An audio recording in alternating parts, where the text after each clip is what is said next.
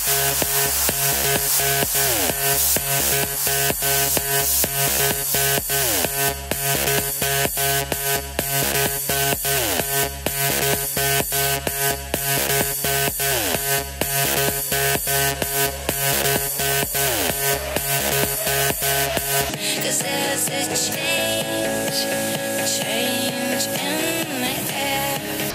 name is Page. I'm a DJ, producer, and remixer based in Los Angeles, and we're down here for Miami Music Week.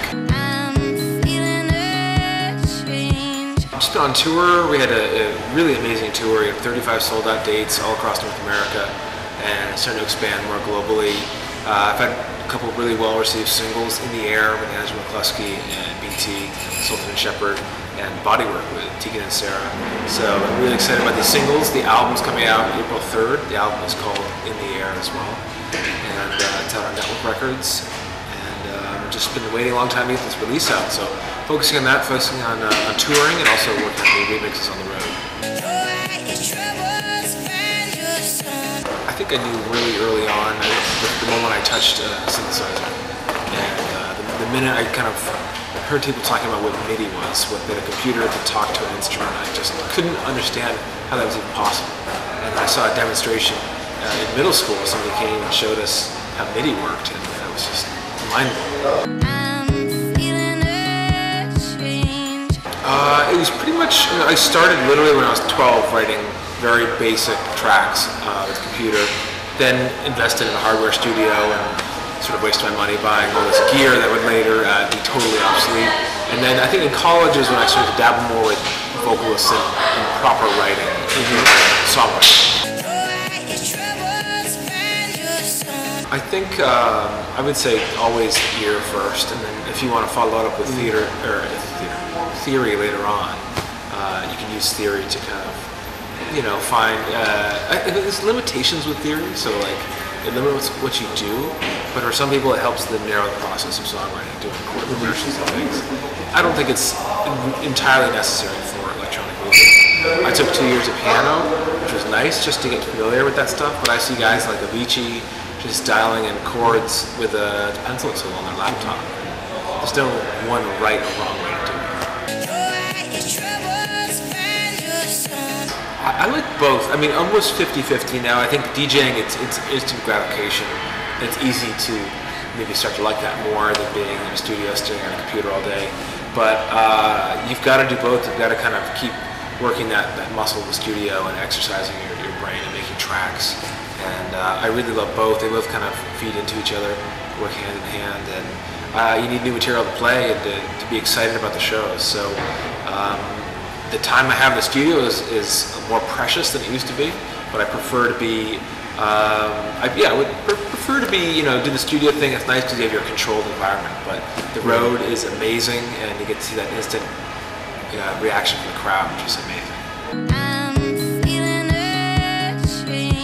To me, it totally depends. It's not on a city-by-city basis. It's what was the night like? Who came that night? What year was it? It's all these other variables that change the course of the night. But this year had a lot of surprises in smaller cities, places like Philadelphia, Tampa, St. Louis, Seattle, Portland. Places they wouldn't think would be just an insane party, and they were some of the craziest crowds I've ever seen. And this was a breakthrough year for dance music. 2011 and coming into 2012, I've never seen anything like it, ever. It's huge, and I think that's something we're trying to figure out right now. We're building a stage for Coachella, and we're figuring, okay, what do we need to bring? What are they not going to provide? Or what can we do? If it's a daytime set, if it's a nighttime set, we just don't even know. But the lighting is huge, everyone's investing all this money in LED walls and denser and denser sort of pixel arrays, and it's hard to keep up with all the craziness that's happening. But 3D mapping is huge. Really good sort of bread and butter lighting is big to me. Just cool effects. It doesn't have to be gimmicky. I think almost if it's too gimmicky, it's distracting. So I think with the lights, you need to find a lighting thing that makes sense for you as an artist, that sort of complements your show and your sound, and it makes sense for the music. And I think that's a big part of the VJ and the lighting people, a big part of their job. I think the biggest thing to understand, first of all, is to put in the hours. And, you know, a lot of people say you need to get 10,000 hours to master something. And I don't really know what mastering something is. I know what mastering is, but in the audio world, but it's, what does it mean to master something? But I think it means to really excel at your craft. So I would say as early as you can, get started, and don't hold back. Like, start doing music. Don't feel that you have to send demo tapes out immediately. Like, let it bake for a little while. Let the music, let yourself become more of a seasoned producer, and then eventually try to get honest feedback from people. And which is hard to do. A lot of people will not give you honest feedback.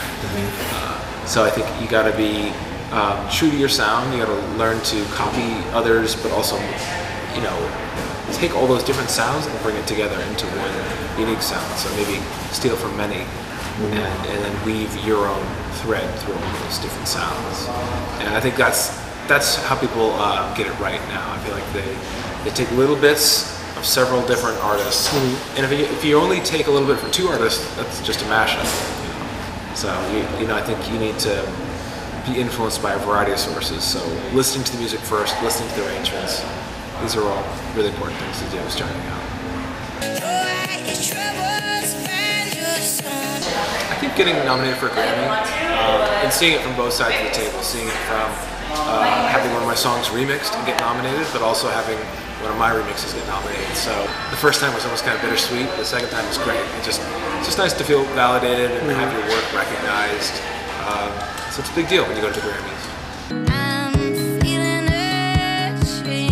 They can find me on all the main social media areas. My official site, morgan-page.com. It's Page.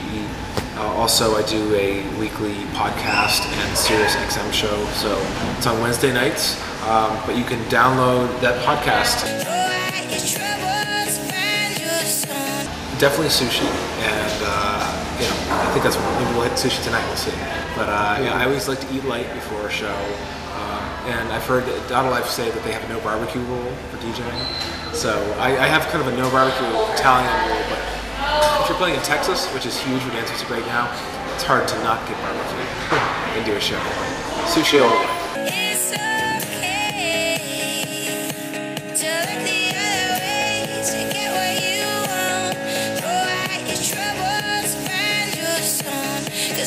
There's a change in